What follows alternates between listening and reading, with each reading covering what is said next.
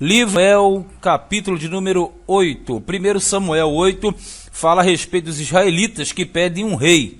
E Deus vai conceder esse rei em virtude da pressão que foi feita em cima de Samuel. Para nós entendermos bem todos esses aspectos aqui, é necessário compreender que Deus ele tinha um plano de estabelecer um reino e um rei, uma monarquia teocrática, mais à frente. Isso, na verdade, era nos tempos de Davi. Mas o povo aqui, ele pressiona Samuel, que na verdade era o juiz, e fazia essa ponta, essa ligação entre o período dos juízes e o período dos reis. Ele foi, digamos assim, pressionado pelo povo, encostado na parede e devia tomar uma atitude. Só que ele leva essa situação para Deus e aí Deus ele vai colocar uma situação bem fácil de se resolver. Ele vai estabelecer um rei, só que esse rei não vai reunir as características exigidas pelas profecias e nem mesmo pelo próprio Deus. Mas por causa de quê? Por causa da aflição do povo, da falta de paciência desse povo. Veja no capítulo 8, verso 1 diz: E sucedeu que, tendo Samuel envelhecido, constituiu a seus filhos por juízes sobre Israel. E era o nome do seu filho primogênito Joel, e o nome do seu segundo Abias. E foram juízes em Berseba. Então veja, aqui Samuel já está com a idade avançada, ele tem dois filhos, Joel e Abias. E Joel e Abias vão ser juízes em regiões de Israel. Ali diz que eles foram juízes em Berseba. Mas, na verdade, os filhos de Samuel não tinham a mesma virtude, o mesmo comportamento, o mesmo caráter do pai. O que faz com que o povo venha a pressionar Samuel para que, no caso, ele levantasse e instituísse um rei. Veja no versículo 3. Porém, seus filhos não andaram pelos caminhos dele, no caso, o pai Samuel. Antes se inclinaram à avareza e tomaram presentes e perverteram o juízo. Quer dizer, os filhos de Samuel não eram da mesma linha do pai. Então, na verdade, eles eram inclinados à avareza, gostavam de um dinheiro. Eles também tomavam presentes, quer dizer, subornos, propinas, pervertiam o juízo, quer dizer, não estabeleciam o direito perfeito aonde eles estavam estabelecidos. Agora, deve-se ressaltar que no caso Joel e Abias não eram juízes como no caso de Samuel. Por quê? Samuel foi estabelecido juiz por Deus e ele vai ser um líder nacional. Já os filhos de Samuel, no caso Abias e Joel, eles foram juízes, mas juízes centralizados em uma região. Eles não são da mesma categoria dos juízes como Samuel, como Eli, como Sansão, como Jefté, como Gideão, porque esses foram levantados para livrarem o povo das mãos dos opressores. No caso aqui não. Joel e Abias simplesmente eles fazem esse papel de juízes, mas na verdade em uma região centralizada de Berseba. Não tem a mesma dimensão do pai, que no caso é Samuel, porque às vezes a pessoa, ela lendo, acha que esses dois também eram juízes, até porque os juízes não eram levantados por genealogia, os juízes eram levantados esporadicamente. Deus levantava juiz aleatoriamente em qualquer região de Israel. Então não confundir Abias e Joel como juízes levantados por Deus. Ali simplesmente eles exerciam cargos dentro de uma região de Berseba, que é a região sul do mapa de Israel. Mas no 4 diz: Então todos os anciãos de Israel se congregaram e vieram a Samuel, a Ramá, e disseram-lhe: Eis que já estás velho, e teus filhos não andam pelos teus caminhos. Constitui-nos, pois, agora um rei sobre nós, para que ele nos julgue, como o tem todas as nações. Vamos lá. Erros gravíssimos aqui. Primeiro, o povo não podia escolher nada. O sistema de Israel era totalmente teocrático e não democrático. Então não era o povo que escolhia. Quem escolhia era Deus, como até hoje quem escolhe é Deus. Então a democracia não tem espaço dentro da teocracia. E aqui eles apertaram o Samuel, exigindo o rei como todas as nações tinham. Então, na verdade, os israelitas, eles estavam olhando para as outras nações que possuíam reis e queriam, na verdade, o mesmo padrão.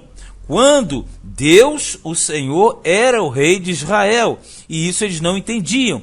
Então aqui existe um erro grave.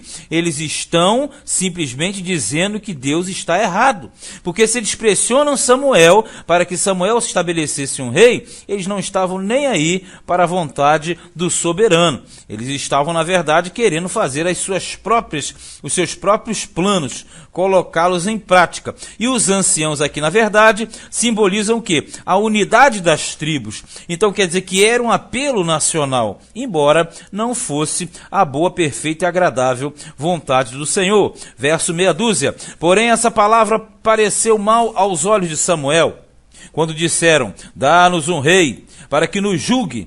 E Samuel orou ao Senhor. Você imagina, Samuel, grande líder, sabe da gravidade do pecado desse povo. Talvez eles mesmos não estivessem entendendo.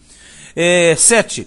E disse o Senhor a Samuel: ouve a voz do povo em tudo quanto te disser, pois não te tem rejeitado a ti, Samuel. Antes a mim tem rejeitado, para eu não reinar sobre ele. Está dizendo o seguinte: Samuel, não fica triste não. Esse povo não te rejeitou, ele rejeitou a mim, para que eu não seja rei sobre ele.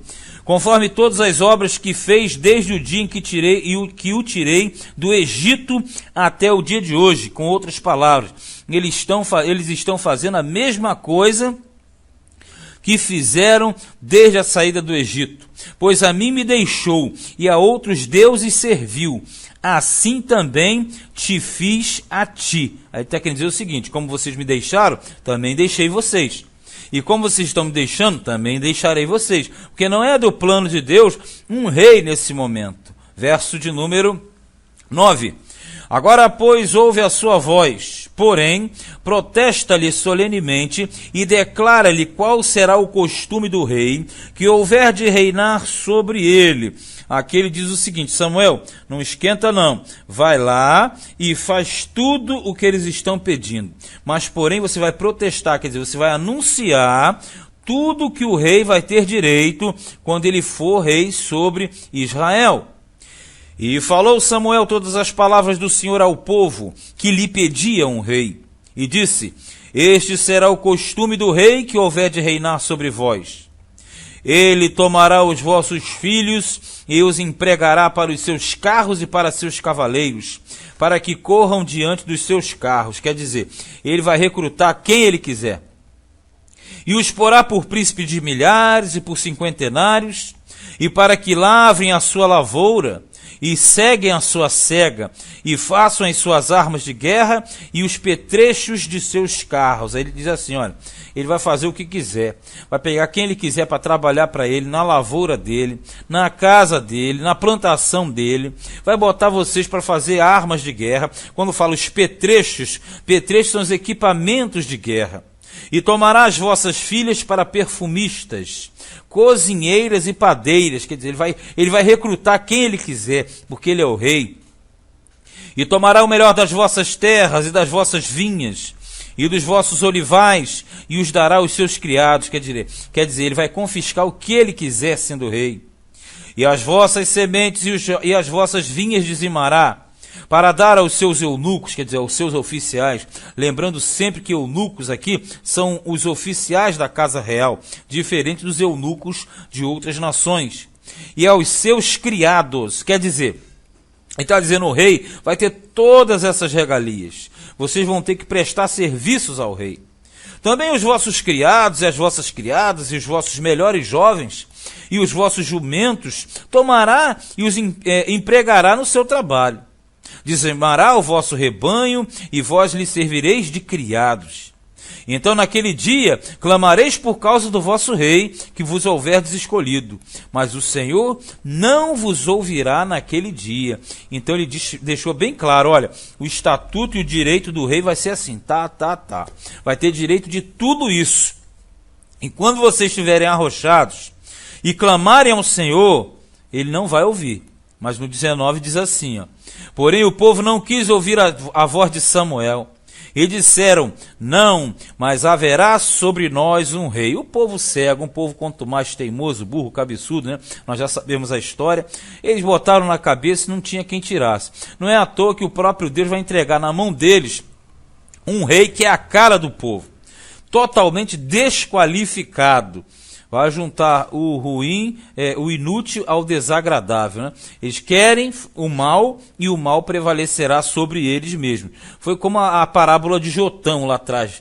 Ele falou: os siquemitas quiseram Abimeleque. Então o próprio Abimeleque foi aquele que causou o mal para os siquemitas. É mais ou menos assim. O povo quer um rei, então eles vão ter um rei, mas só que eles vão sofrer com esse rei, ó. E nós também seremos como todas as outras nações.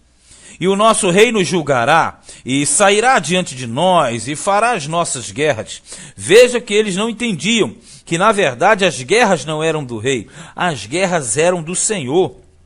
Era ele que na verdade estava à frente do povo. Ouvindo, pois, Samuel todas as palavras do povo, as falou perante os ouvidos do Senhor. Claro que isso aqui é uma metáfora, uma alegoria, porque Deus já sabe de tudo, tanto sabe disso como que iria acontecer ainda. Mas humanamente falando, diz que ele chegou e orou e apresentou aquilo ao Senhor. Então, o Senhor disse a Samuel: dá ouvidos à sua voz, constituí-lhes rei. Então Samuel disse aos filhos de Israel: vá-se cada qual à sua cidade. Veja bem, o capítulo 8, por mais simples que ele pareça, é um dos capítulos mais contundentes da Bíblia, porque apresenta um dos maiores pecados que existem. Na verdade, a desobediência a Deus. Aqueles que são desobedientes trazem isso sobre si. Um texto que aparentemente para nós é simples, mas não é. Por quê? Quando eles pedem um rei, eles estão abdicando da autoridade do Senhor sobre eles. E Deus, sabendo que esse povo era ruim, vai preparar para eles um rei que é a cara deles. Porque Saul, como nós já falamos em algumas partes, ele não era um rei preparado, até porque as suas características, a sua genealogia, não atendiam às necessidades bibliocentricamente falando. Então, ele vai ser, na verdade, um juiz melhorado. Que Deus, na verdade, não se refere a ele sequer como rei. Se refere a ele como líder, como capitão. Em algumas versões fala como príncipe. Porque, na verdade, ele não era o elemento qualificado. Mas como o povo pressionou, aí Deus, para salvar a pele de Samuel também em parte, empurrou o Saul. Mas o capítulo de número 8 está terminando aqui. Já já faremos o capítulo de 1 Samuel, capítulo de número 9. Mas findou-se o capítulo 8.